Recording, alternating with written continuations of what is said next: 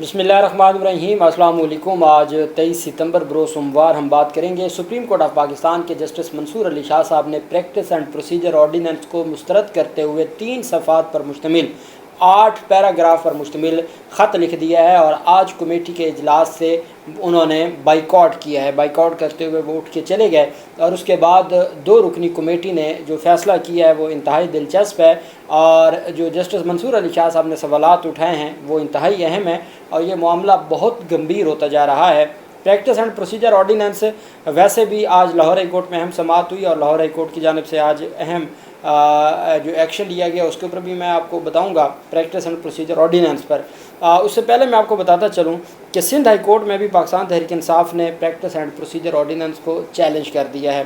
पाकिस्तान तहरीक इंसाफ की जानिब से हलीम आदिल शेख ने यह दरख्वास्त दायर की है। दरख्वास्त में मौक़िफ़ अपनाया गया कि practice and procedure ordinance supreme court के फैसले की वाज़ेह खिलाफ वर्जी है। चीफ जस्टिस की सरबराही में कायम बेंच ने करार दिया था कि ऑर्डीनेंस सिर्फ एमरजेंसी की सूरत में आ सकता है। हलीम आदिल शेख ने दरख्वास्त में कहा कि सुप्रीम कोर्ट का फैसला है कि पार्लियामेंट इजलास के फौरी बाद कोई ऑर्डीनेंस जारी नहीं हो सकता। काजी फैसला अपने फैसले के खिलाफ वर्जी कर रहे हैं। हुकूमत ऑर्डीनेंस के ज़रिए जजेस को सियासत में मुलव्वस कर रही है। दरख्वास्त में सिंध हाई कोर्ट से इस्तदा की गई है कि supreme court practice and procedure ordinance को कलअदम करार दिया जाए और अदालती फैसले तक इस पर अमल दरामद रोका जाए। दूसरी जानिब लाहौर हाई कोर्ट के जस्टिस फैसल ज़मान ख़ान साहब ने समाअत की। इतराज़ ये था कि वफाकी हुकूमत भी इस्लामाबाद में है, सदर पाकिस्तान भी इस्लामाबाद में है, आप एक ऑर्डीनेंस को चैलेंज कर रहे हैं लाहौर हाई कोर्ट में, तो आपको इस्लामाबाद हाई कोर्ट चैलेंज करना चाहिए था। इतराज़ात के साथ जस्टिस फैसल ज़मान ख़ान साहब ने समाअत की। फैसल ज़मान ख़ान साहब सख्त बरहमी का इजहार किया। फैसल ज़मान ख़ान साहब ने कहा कि बताया जाए ब्रांच की जानिब से जो रजिस्ट्रार ऑफिस है वो किन बुनियादों पर ऐसे इतराज़ उठा देता है। ये हम इतराज़ पहले तो सुनते थे ना इस्लामाबाद हाई कोर्ट में, अब लाहौर हाई कोर्ट में भी रजिस्ट्रार ऑफिस की जानिब से ऐसे ही इतराज़ात नज़र आ रहे हैं। तो जस्टिस फैसल ज़मान ख़ान साहब ने बरहमी का इजहार किया। उन्होंने कहा कि ये क्या इतराज़ है, क्या लाहौर हाई कोर्ट के पास अख्तियार नहीं है कि वो फेडरेशन के हवाले से कोई बात सुन सके या फेडरेशन के मामलात को देख सके। जब अख्तियार है हमारे पास तो फिर आप कैसे इन तमाम चीज़ों को देख सकते हैं। तो अदालत की जानिब से बरहमी का इजहार किया गया और अदालत ने उस इतराज़ात को कलअदम करार देते हुए कल के लिए दरख्वास्त को समाअत के लिए मुकर्रर करने का हुक्म दे दिया। दरख्वास्त को काबिल समाअत करार देते हुए अब कल समाअत होगी। कल 2 अहम दरख्वास्तों पर समाअत होने जा रही है।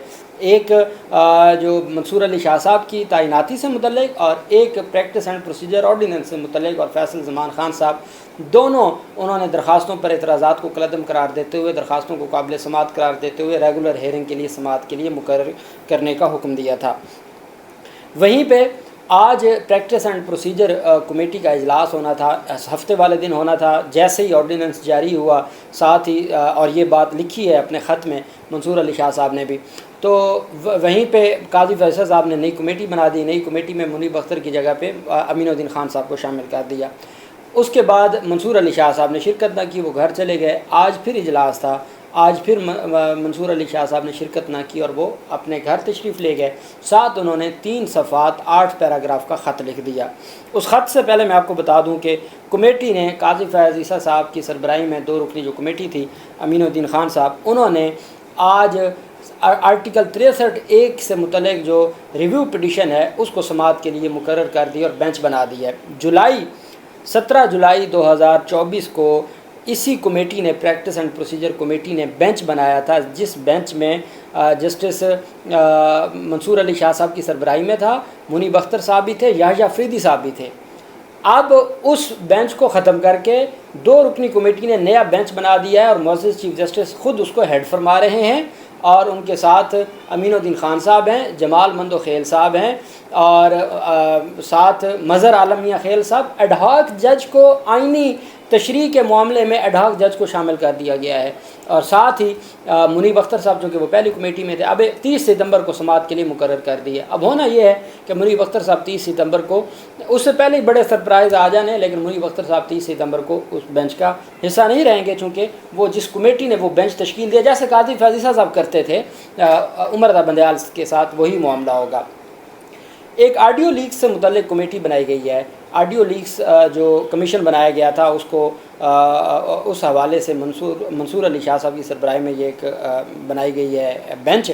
उसमें साथ शामिल किया गया जमाल मंदो खेल साहब को, जस्टिस मुसरत हिलाली साहबा को, जस्टिस یحییٰ افریدی صاحب کو اور یہ 5 رکنی ایک کمیٹی نعیم اختر افغان صاحب، یہ ایک بنا دیا گیا ہے بینچ، جس میں منصور علی شاہ صاحب کو سربراہ بنایا گیا ہے۔ تو منصور علی شاہ بائیکاٹ کر کے چلے گئے، اس کے بعد یہ ساری ڈیولپمنٹ ہوئی اور اس کے بعد یہ سارا معاملہ سامنے آیا۔ اب سپریم کورٹ آف پاکستان کی جانب سے جو قاضی فیض صاحب نے اپنا فیصلہ دیا ہے وہ بہت اہم ہے، اور اس میں جو عدالت کی جانب سے جو منصور علی شاہ صاحب کا جو خط ہے وہ منظر عام پر آ گیا ہے، اور اس خط کے جو کچھ مدرجات ہیں وہ میں آپ کے ساتھ اب شیئر کر رہا ہوں، اور کچھ ہم مدرجات پہ بعد میں بات کریں گے۔ 3 پیراگراف ہیں جو منصور علی شاہ صاحب کی جانب سے سامنے آئے ہیں، ان کے اوپر بات کر لیتے ہیں، ہو سکتا ہے کہ ٹائم مل گیا تو باقیوں کے اوپر بھی بات کریں۔ اچھا، منصور علی شاہ صاحب کا جو پہلا پیراگراف ہے وہ انتہائی اہم ہے، اور منصور علی شاہ صاحب کی جانب سے جو گفتگو کی گئی ہے وہ انتہائی اہم ہے اس خطوط کے ذریعے۔ اچھا، منصور علی شاہ صاحب نے پہلے تو پیراگراف نمبر 5 انتہائی اہم ہے، without prejudice to the serious doubts as to the constitutionality of the amending ordinance۔ انہوں نے کہا کہ ایک تو جو آئینی حیثیت ہے نا اس آرڈیننس کی، supreme court practice and procedure, وہ اپنی جگہ۔ It may also be pointed out that the amending ordinance does not provide for necessary reconstitution of the existing committee comprising the Chief Justice and 2 senior most judges، کہ اس ordinance میں یہ کہاں لکھا ہے کہ جو پہلے سے موجود کمیٹی تھی چیف جسٹس اور 2 سینئر ججز پر مشتمل، اس کو ختم کر دیا جائے۔ Hence the earlier committee could have continued even after the amendment made by the amending ordinance۔ اس آرڈیننس کے آنے کے بعد بھی جو کمیٹی پہلے سے قائم تھی وہ کام کرتی رہتی، اس کو کیوں ختم کیا ہے؟ However, within hours of the promulgation of the amending ordinance، چند گھنٹوں کے اندر اس آرڈیننس کے منظر عام پر آتے ہی چند گھنٹوں کے اندر it was notified that the committee had been reconstituted۔ منصور علی شاہ صاحب کہہ رہے ہیں قاضی فیصل صاحب کو کہ جناب والا آرڈیننس کے چند لمحوں بعد ہی آپ نے نئی کمیٹی کا نوٹیفیکیشن جاری کر دیا۔ No reason were given as to why the second senior most judge Munib Akhtar was removed from the composition of the committee۔ کوئی ریزن ہی نہیں بتائی گئی کہ جو سیکنڈ سینئر موسٹ جج تھے منیب اختر، ان کو کیوں ہٹایا گیا، کوئی ریزن نہیں بتائی گئی۔ From the composition of the committee who had become member of the committee on 11 March 2024، جو ممبر بنے تھے ان کو کیوں ہٹایا گیا؟ By virtue of section 2(1) of the act, and since then had been attending all the meeting and was available for attending 2 days meeting. آج کی meeting کے لیے بھی وہ اویلیبل تھے، آپ نے ان کو ہٹایا تو کوئی ریزن تو دیتے نا حضور والا، کیوں ان کو ہٹا دیا ہے جو مارچ سے کام کرتے آ رہے تھے اور ہر میٹنگ پہ اویلیبل ہوتے ہیں۔ Furthermore, no reason were given why the next senior judge was ignored and instead the 4th senior most judge was nominated as the member of committee۔ آپ نے جو منیب اختر کو اگنور کر کے، آپ نے یحییٰ افریدی کو اگنور کر کے، آپ نے 4تھے نمبر سے جو سینئر جج ہیں امین الدین خان صاحب، ان کو کیوں شامل کیا ہے؟ سچ انفارچونیٹ چیری پکنگ، کہ یہ جو آپ بدقسمت جو آپ نے پکنگ کی ہے، پک اینڈ چوز جس کو ہم کہتے ہیں، جو پک اینڈ چوز کی گئی ہے اس کے بارے میں عدالت نے کہا کہ جو پک اینڈ چوز آپ نے کی، nominated as a member of the committee, such unfortunate cherry picking and undemocratic display of the one man show are precisely what the act tried to discourage.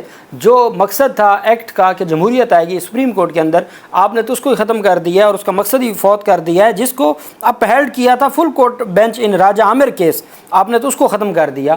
یہ منصور علی شاہ صاحب لکھ رہے ہیں۔ پھر منصور علی شاہ صاحب کہتے ہیں independence, transparency and required the honorable chief justice to raise an immediate alarm and concern on the promulgation of the amending ordinance۔ Chief justice کو تو چاہیے تھا کہ اس طرح کے آرڈیننس کے اوپر فوری طور پر ایکشن لینا چاہیے تھا کہ یہ کیا ہے، یہ تو عدالتی آزادی کے خلاف ہے، اینڈ کنسرن، اور کنسرن شو کروانا چاہیے in the light of the court celebrated pronouncement, جو سپریم کورٹ کی ججمنٹ ہے راجہ عامر کیس میں، جو فل کورٹ کی پریکٹس اینڈ پروسیجر ایکٹ کے حوالے سے، اس کو مد نظر رکھتے ہوئے، and to convene a full court meeting of ججز of this court for deliberation on the matter, اور دوبارہ فل کورٹ آپ کو بلانا چاہیے تھا اس معاملے کے اوپر کہ بھائی ہم نے جو جس کو اپیلڈ کیا تھا اس قانون کو انہوں نے آرڈیننس سے ترمیم کر دی ہے، ریدر دین بجائے اس کے کہ آپ تیزی کے ساتھ اس آرڈیننس کو ایکسیپٹ کرتے ہوئے نوٹیفیکیشن جاری کر دیتے اور نئی کمیٹی بنا دیتے، to it quietly reconstituting the existing committee without any lawful justification reason. I am afraid, مجھے خوف ہے، any proceeding taken or decision made by this reconstituted committee will go against the full court bench، کہ یہ جو آپ جس committee جو ریکانسٹیٹیوٹ کی ہے، یہ جو بھی فیصلہ کرے گی یہ خلاف جائے گا فل کورٹ کے فیصلے کے، made by the reconstituted committee will go against the full court bench decision of this court in Raja Amir Amir and will undermine the integrity of the highest institution of justice in the country, as well as the public confidence in the decision made by the benches constituted by it. Therefore, I am of the firm view that until the constitutional validity of amendments made by the amending ordinance is determined by the full court bench, जब तक full court bench इस ordinance की आईनी हैसियत को नहीं decide कर देता, are the judges of this court resolved to act upon the amendments in a full court meeting on the administrative side, या आप administrative side पर full court बुला लें जिसमें इस ordinance की आईनी हैसियत के ऊपर बात कर लें, are the earlier committee is restored, या जो पहली कमेटी उसको आप रिस्टोर नहीं करते by the honourable chief justice by nominating and including the second senior most जज of this court, I with respect regret that I can not participate in the meeting of the committee. मैं इस committee की meeting में शामिल नहीं हूँगा। Syed Mansoor Ali Shah, puisne जज of the supreme court of Pakistan, उनकी जानिब से ये ख़त लिखा गया है और उनकी जानिब से वाज़े कर दिया गया है कि ये तो सुप्रीम कोर्ट के फ़ैसलों की खिलाफ वर्जी है, ये तो सुप्रीम कोर्ट के अपने फ़ैसले की खिलाफ वर्जी है और इस हद तक किसी सूरत भी मैं मामलात को नहीं लेके जाना चाहता।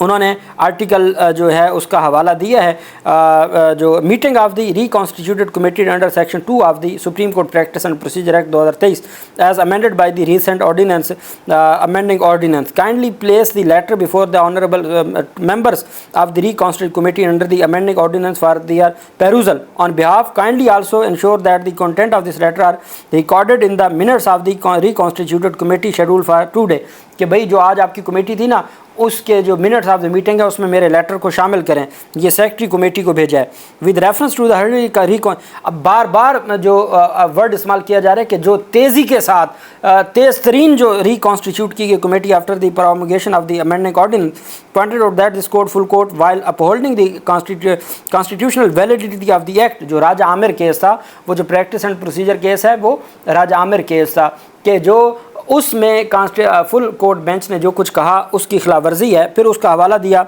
We foresight and vision this को close the door to any further instruction to encroachment by the parliament. तो हमने जब फुल कोर्ट बेंच ने फैसला दिया तो उन्होंने दरवाजे बंद कर दिए पार्लियामेंट के लिए कि वो इंक्रोच करे हमारे दायरे अख्तियार को, जुडिशरी के दायरे अख्तियार को इंक्रोच करे under the of this act upon the independence of this court by holding that if any such amendment in made attempted to be made in order to compromise or impair the independence of the judiciary or to disturb the fair and free stream of administration of justice or cause any hindrance in the access to justice, this court being the custodian of the constitution would be there to deal with the same। ये अख्तियार है supreme court के पास कि वो इसको कानून के मुताबिक डील कर सकती है। In the wake of Raja Amir case, there arise serious question as to the constitutional validity of amendments by the amending ordinance inter alia in the procedure of the constitution of the committee as well in vesting unfettered and arbitrary discretion of the chief justice to determine the composition of the committee। ये जो गैर कानूनी तौर पर और arbitrary तौर पर chief justice को अख्तियार दिए गए हैं कमेटी बनाने के, ये उस पूरे फुल कोर्ट का फैसला भी और उसको तबाह करने के मुतरादिफ है। Also required judicial determination as to urgency has been spelled out that necessitated its promulgation. साथ इसके ऊपर अदालतों को जुडिशल फैसला आना चाहिए कि ऐसी कौन सी जल्दबाजी थी या अर्जेंसी थी कि उन्होंने ये ऑर्डिनेंस जारी किया और उसके ऊपर आपने रिकॉन्स्टिट्यूट कर दिया है। Instead of a proper amending enactment through act of parliament not to mention its timing in the mid of the current constitutional crisis, जो मौजूदा कॉन्स्टिट्यूशनल क्राइसिस हैं उसमें एक ऑर्डिनेंस ला के अदलिया की आज़ादी को सल्ब करना, ये सुप्रीम कोर्ट के राजा आमिर फैसले की खिलाफ वर्जी है।